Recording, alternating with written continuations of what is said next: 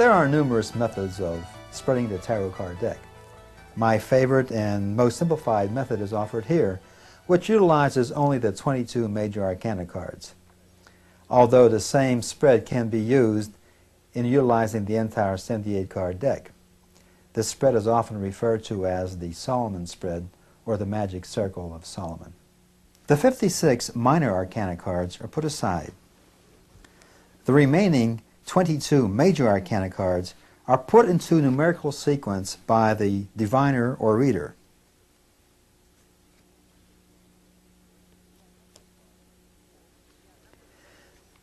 The unnumbered card, or the Fool, is either placed at the very beginning of the deck, in the middle of the deck between 20 and 21, or at the very end of the deck, but generally at the very beginning of the deck. The person requesting an answer to a specific question is known as the questioner. The questioner sits at a table opposite the diviner and maintains a serious mental attitude. The questioner puts all other thoughts and desires from their mind except the specific question which they want answered, while simultaneously shuffling the cards. The person who handles the cards impregnates them with their own personal magnetism, and thereby creates a rapport between their subconscious and the cards. When the questioner is satisfied with their shuffling, they place the cards face down in front of the diviner. In the Solomon spread, we utilize 10 major arcana cards, which are spread in a certain pattern.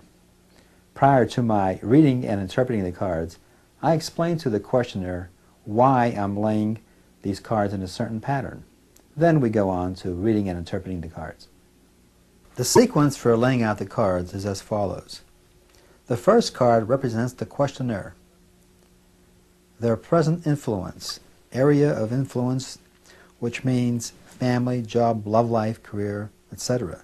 Incidentally, the sign of the zodiac is also represented in the tarot cards. For example, the Sun, Roman numeral number 19, represents Aries. The next card represents the questioner and their immediate influence, things that will transpire in the next 2 to 3 weeks.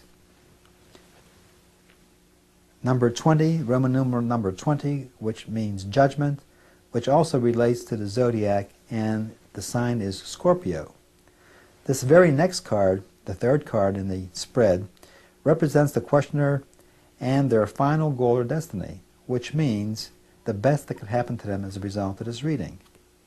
It also represents the sign of the zodiac, which is Leo, Leo the lion, or number 11. The next card represents the questioner and their distant past foundation, early childhood, growing up, mother, father, family, so forth. And that's represented by the Fool, which does not have a zodiac relationship. This next card, which falls underneath the Sun, represents the questioner's recent past experiences, things that have transpired within the last 2 or 3 years.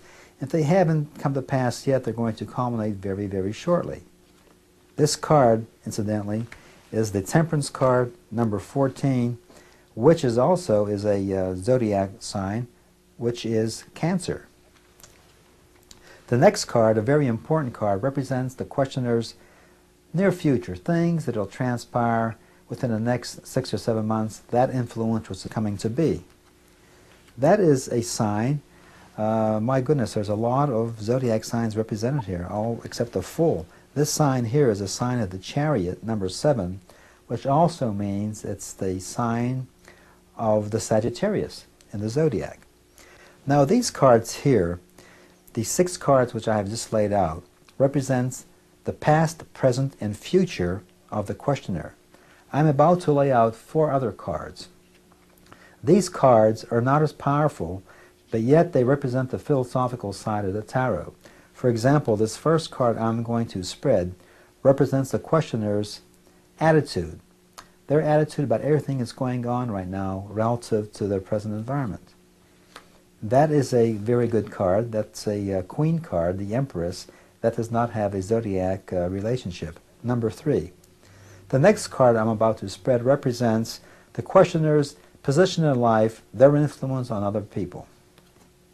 That is a Tower card. Again, that card does not have a relationship in the zodiac. Here's a very important card. I always consider some very important. It tells me a lot about the questioner.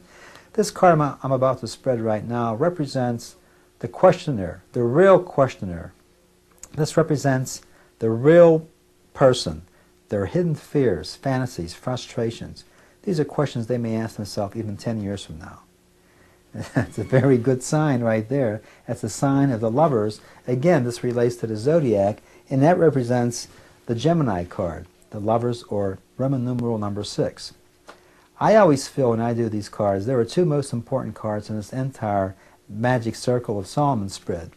Number one being the final goal or destiny, the best that could happen to them as a result of this reading, and this card which I'm about to spread right now.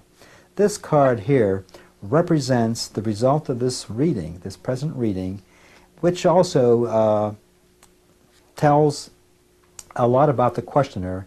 And also, if you remember earlier, I mentioned that while the questioner was shuffling the cards, they asked themselves a specific question which they wanted answered, preferably a yes or no answer. Now, depending on this card, it could either be a good card or a bad card. If it's a good card, the answer is very positive, and the questioner puts the answer in the proper perspective. However, if it's not too good of a card, like this card right here, it's not a very good sign. So this is the result of this reading and the answer to this question. And it's not a bad card. That is the number 12 card, or the Hanged Man. It's a very interesting reading for this young lady. And now, as I mentioned, I spread the cards in a certain pattern. You see, we have the past, present, future, 6 cards. We have 4 cards here which represent the philosophical side of the tarot. We have attitude, position in life. We have the real person and the answer to this question.